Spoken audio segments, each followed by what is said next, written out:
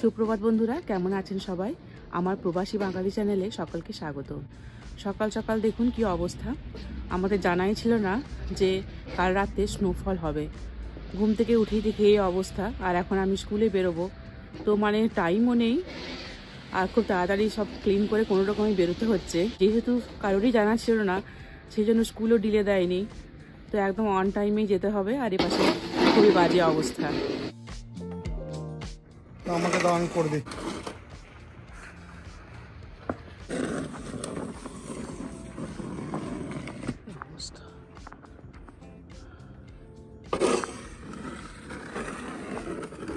বিশাল কিছু যে স্নোফল হয়েছে তা কিন্তু নয়, তার জন্য আমরা মেশিনটাও চালাতে পারছি না।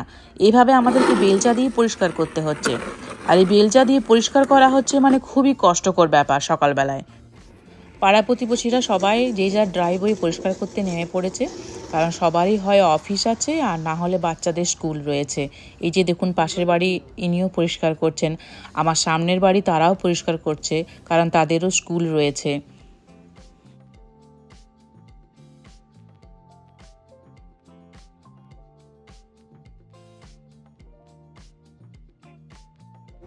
গ্রামের দিকে থাকে না যে ঘুম থেকে উঠে আগে সকালে উঠোন ঝাড় দেওয়া, তারপরে গোবর জল দেওয়া, এইসব থাকে। আর আমাদের এখানে শীতকালে ঘুম থেকে উঠেই আগে ড্রাইওয়ে পরিষ্কার করো, তারপরে গাড়ি পরিষ্কার করো, এগুলো থাকে।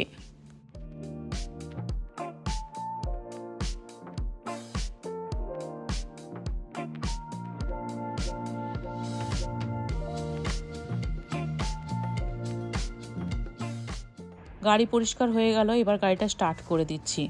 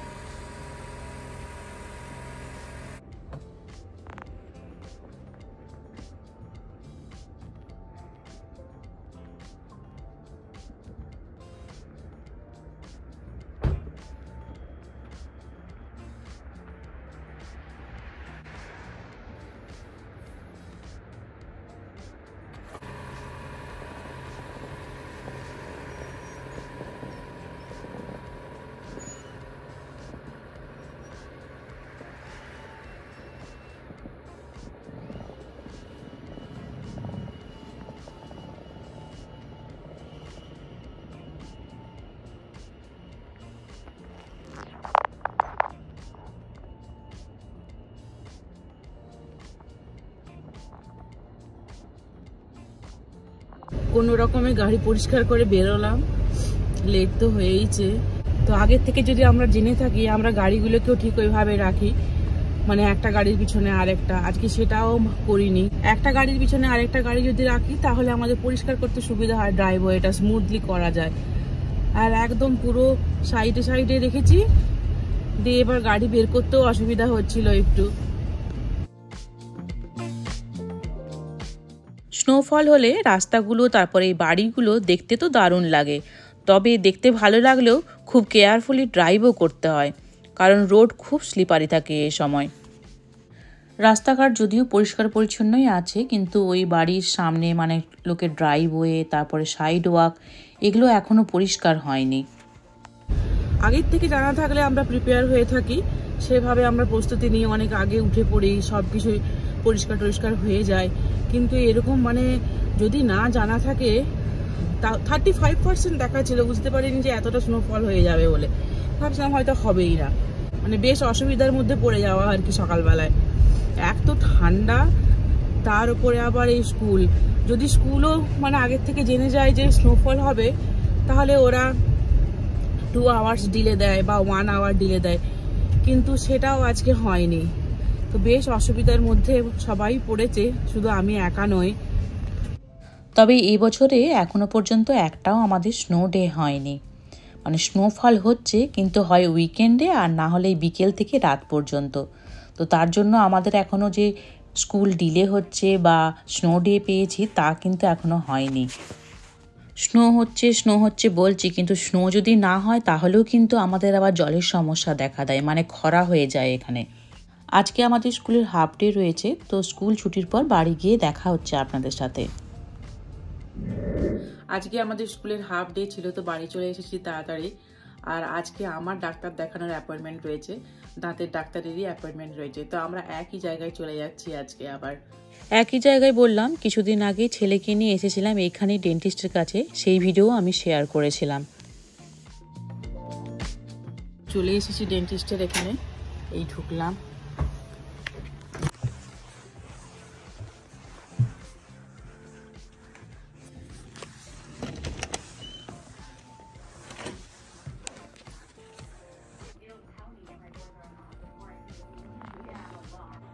আমি এখন এক্সামিন রুমেই রয়েছি। তো এটা হচ্ছে মেশিনটা।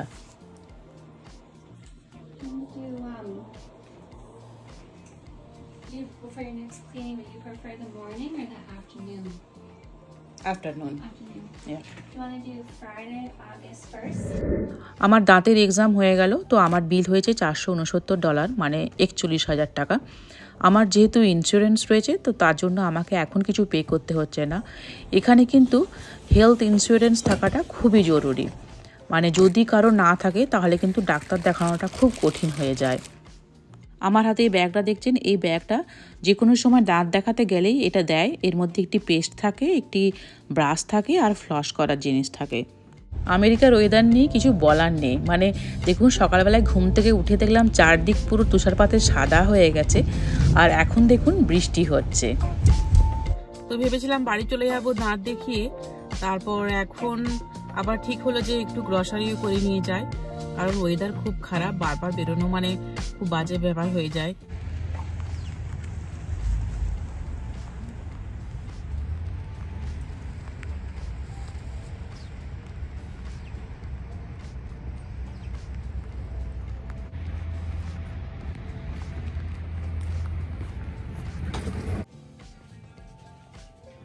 এখন জিনিসপত্রের যা দাম বেড়েছে, তাতে হুটহাট করে কোনো জিনিসই নেওয়া যাবে না, মানে যেটুকু দরকার সেটুকুই নেব। যেমন টমেটোই দেখুন, আগে 500 দাম ছিল 80 টাকা, এখন ওটা হয়েছে 160 টাকা করে, মানে $1 থেকে এখন হয়েছে $2, মানে পুরো ডবল হয়েছে।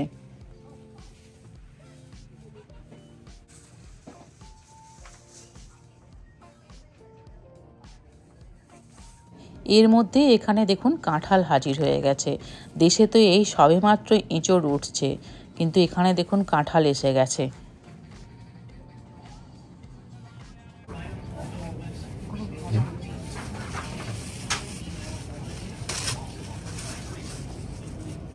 একটু বেগুন নিয়ে নেব, আর তার সাথে পালং শাকও নেব। ছেলে যখন ছিল তখন তবুও সবজিপাতিগুলো শেষ হচ্ছিল, এখন দুটো মানুষের জন্য যাই রান্না করি তাই যেন মনে হয় বেশি হয়ে যায়। তো তার জন্য আর বেশি কিছু বাজার করে কোনো লাভ নেই। এখানে কাঁচা ছোলা রয়েছে, দামটা যদিও একটু বেশি, মানে ওই 500 কাঁচা ছোলার দাম হচ্ছে 400 টাকার মতো, কিন্তু পাওয়া তো যাচ্ছে। আজকে একটু মটরশুঁটিও নেব। আমাদের এখানে খুব ভালো মটরশুঁটি পাওয়া যায় না সব সময়, আজকে খুব ভালো আছে দেখতে পাচ্ছি। মানে আমরা সব সময় বাড়িতে ওই ফ্রোজেন মটরশুঁটিগুলোই রাখি। যাই হোক, মানে ফ্রোজেন মটরশুঁটি আর ফ্রেশ মটরশুঁটির টেস্ট তো একদম পুরো আকাশ পাতাল তফাৎ। আজকে আমি ইন্ডিয়ান স্টোরে এই নতুন বিনসটা দেখলাম, এইরকম বিনস আমি কখনো দেখিনি। এটার নাম হচ্ছে ক্র্যানবেরি বিনস, মানে ক্র্যানবেরি যেরকম লাল হয় আর এই বিনসটাও এরকম লাল, তার জন্য এর নাম হচ্ছে ক্র্যানবেরি বিনস। তো আপনারা যদি কেউ খেয়ে থাকেন অবশ্যই কমেন্টে জানাবেন যে এর টেস্ট কী রকম। এখানে স্কোয়াশও রয়েছে, এক একটা স্কোয়াশের দাম হচ্ছে $1.5 করে, মানে ওই 110 টাকার মতো। কাঁচা তেঁতুলও রয়েছে, 500 কাঁচা তেঁতুলের দাম হচ্ছে 400 টাকা।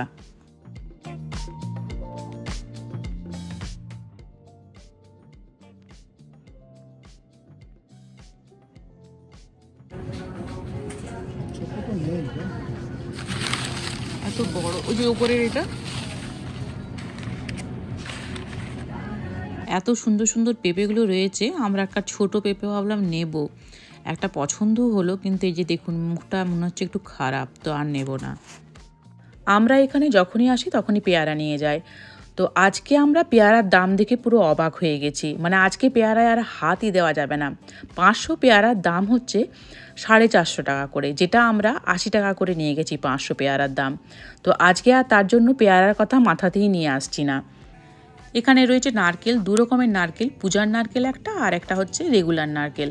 তো রেগুলার নারকেলগুলোর দাম হচ্ছে $2 করে, মানে 160 টাকা, আর পূজারটা হচ্ছে $3 করে। তো আমরা যতবারই নারকেল নিয়েছি, মানে যতই নড়িয়ে দেখি যে জল আছে কিনা, ততবারই আমাদের মানে ভাগ্যটা খারাপ হয় আর কি, ভেতরটা ঠিক খারাপই বেরোয়।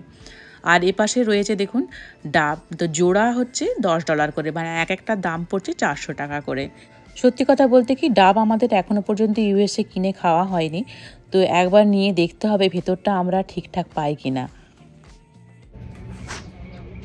সব বড় প্যাকেট তো মনে হচ্ছে 3LB, অন্য কোথাও আছে বাদাম, এই পাশটায় আছে।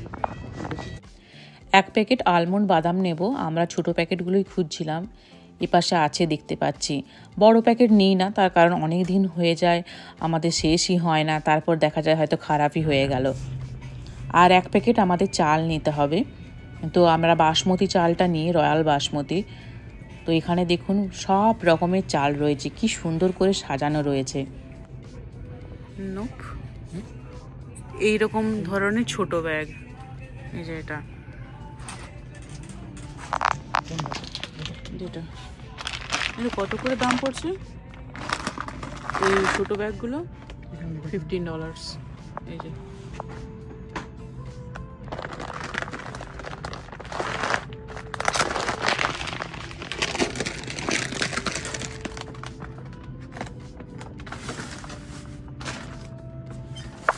মাছের জায়গায় চলে এসেছি, যদিও আমরা এখান থেকে খুব একটা মাছ নিই না, আমরা বাংলাদেশি দোকান থেকেই নিই মাছ, তো তবুও ভাবলাম যদি কিছু পাই তাহলে নিয়ে যাব।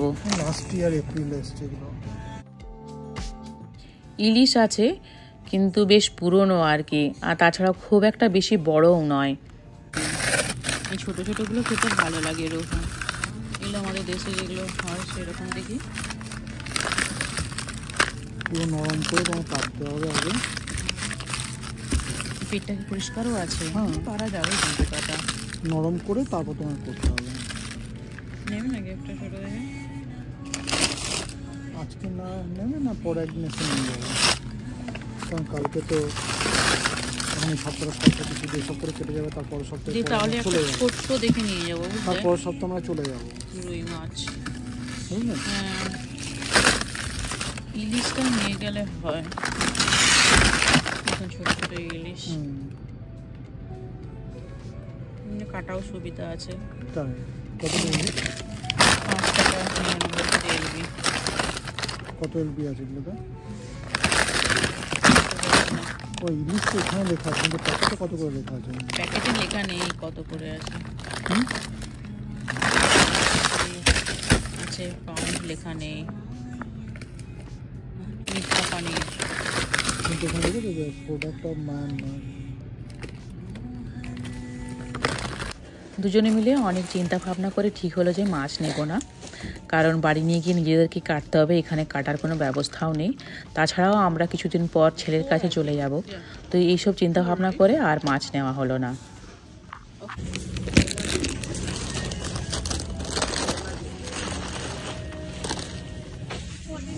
ইন্ডিয়ান স্টোর থেকে আমরা এই বাজারগুলি করে নিয়ে এলাম। রয়্যাল বাসমতির এটা হচ্ছে 10 এলবির ব্যাগ, তো 4.5 কেজি রয়েছে চাল তাতে। তো আর একটা পালং শাকের আঁটি, কিছু মটরশুঁটি নিয়েছি, আর বেগুন আর টমেটো, আর রয়েছে আলমন্ড, কুরকুরে, আর 2টো খেজুরের বক্স নেওয়া হয়েছে। তো এই খেজুরগুলো এক একটা বক্স হচ্ছে $4 করে, মানে হচ্ছে 400 টাকা করে। আমাদের টোটাল হয়েছে $40.90, মানে ওই 3,500 টাকার মতো। তার মধ্যে মাত্র 4টি সবজি রয়েছে। আলমন্ডের দামই তো নিয়েছে, এই ছোট্ট প্যাকেটটির দাম $6, আর চালটা নিয়েছে $16।